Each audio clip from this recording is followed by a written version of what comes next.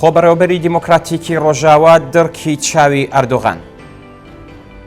هێرشی ئاسمانی وەحشیانەی ئەرتەشی تورکیە بۆ سەر ناوچەکانی ژێردەسەڵاتی هێزەکانی سووریای دموکراتیک بە چڕی بەردەوامە. بەوتەی مەزلوم عەبدی، فەرماندەی نظامی هێزەکانی سووریای دموکراتیک، لە ماوەی 72 کاتژمێری ڕابردوودا ئەرتەشی تورکیە 145 ناوەندی لە کانتۆنەکانی ڕۆژاوا بردومان کردووە کە بریتین لە قوتابخانە و نەخۆشخانەکان، وێستگەی کارەبا، ناوەندەکانی دابینکردنی ئاو، بەنزینخانە و ناوەندە خزمەتگوزاریەکانی تر. لەم شەڕە نابەرابەرەدا جگە لە ئەرتەشی تورکیە کە خاوەنی پێشکەوتووترین چەکی کۆمەڵکوژ و مۆدێرنترین فڕۆکەی جەنگیە، هەزاران کەس لە بەکرێگیراوانی گروپەکانی سووریەی سەر بە دەوڵەتی تورکیە و دەوڵەتی بەشار ئەسەدیش بەکارهێنراون. ژمارەی قوربانیانی خەڵکی بێدیفاع بەردەوام ڕوو لە زیاد بوونە. منداڵان و بەساڵاچوان زۆرترین قوربانیانی هێرشی ئاسمانی و تۆپخانەی ئەرتەشی تورکیە پێک دێنن. ئەوەی کە ئەرتەشی تورکیە لە ڕۆژاوا دەیکات نمونەی ئاشکرای تاوانێکی جەنگی بە تەواو معنایە.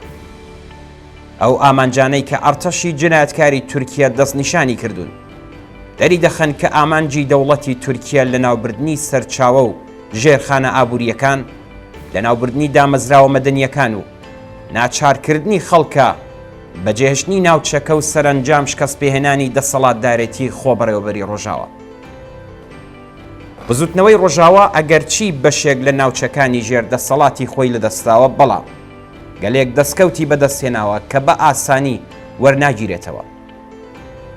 لە ئەزموونی خۆبەڕێوەبردنی کوردستانی سووریەدا بە هەوڵ و تێکۆشانی ژنان و پیاوانی ئازادی خواز، کۆمەڵێک یاسا لە بواری بەرابەری نێوان ژن و پیا و ئەشتاری ڕاستەوخۆیان لە بەڕێوەبردنی کۆمەلگا، بەرابەری یاسایی کەسانی سەر بە ئاین و نەتەوە جیاوازەکان و هەروەها دەستەبەرکردنی ئازادیە سیاسیەکان جێگیر کراوە کە هێشتاش دەتوانێت بۆ بزوتنەوە ناڕزایەتیەکان لە ڕۆژهەڵاتی ناوەڕاست ئیلهام بەخش بێت.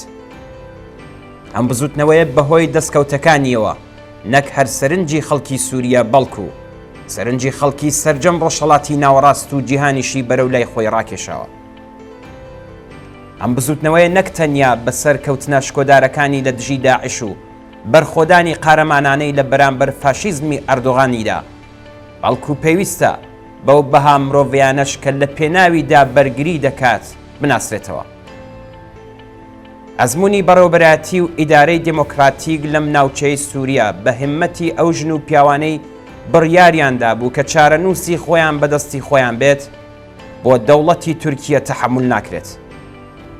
ئەوان بە فیداکاری و قارەمانێتیەکی کەموێنە هێزێکی وەک داعشیان تێکشکاند بوو، ناوچە ئازادکراوەکانیان کرد بۆ شوێنێکی تا ڕادەیەک ئەمن و ئارام بۆ خەڵک لە چاو باقی ناوچەوێران و نیمچەوێرانەکانی سووریا.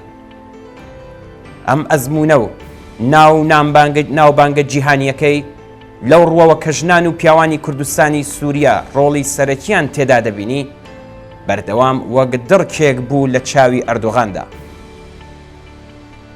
لە هەلومەرجێکدا کە دەوڵەتی تورکیە ڕاستەوخۆ هێرشی کردوتە سەر ئازادی و مافی ئەو خەڵکە بۆ بەڕێوەبردنی ژیانی خۆیان، لە دۆخێکدا کە دەوڵەتی ئەمریکا بە مەبەستی دابینکردنی بەرژەوەندیەکانی خۆی پشتگیری لە دەوڵەتی تورکیەی بەلاوە گرنگترە لە پشتیوانیکردنی خەڵکی ڕۆژاوا، لە هەلومەرجێکدا کە سەرجەم دەوڵەتەکانی ناوچەکە و لەوانە کۆماری ئیسلامی و ڕژیمی بەشار ئەسەدیش بە لێدوانی ڕیاکارانەوە بەکردەوە لایەنی ئەردۆغان دەگرن، لە ئەوە دۆخێکدا تەنیا پشتیوانی ڕاستەقینەی بزوتنەوەی ڕۆژاوا بریتیە لە کۆمەڵانی خەڵکی خەباتکاری ناوچەکە و ئازادی خوازانی جیهان. ئێستا ئیتر کاتی ئەوەیە کە ئەم پشتگیری و پشتیوانیان لە هێزەوە ببێت بەکردار. پشتیوانی هەمەلایەنە لەو خەڵکە ئازادی خواز و مافخوازەی کە بەم شێوەیە کەوتونەتە بەر هێرشی هێزە فاشیستەکانی تورکیە و بەکرێگیراوەکانیان، پێویستیەکی هەنووکەیی و بەپەلا لە هەموو ئاستەکاندا.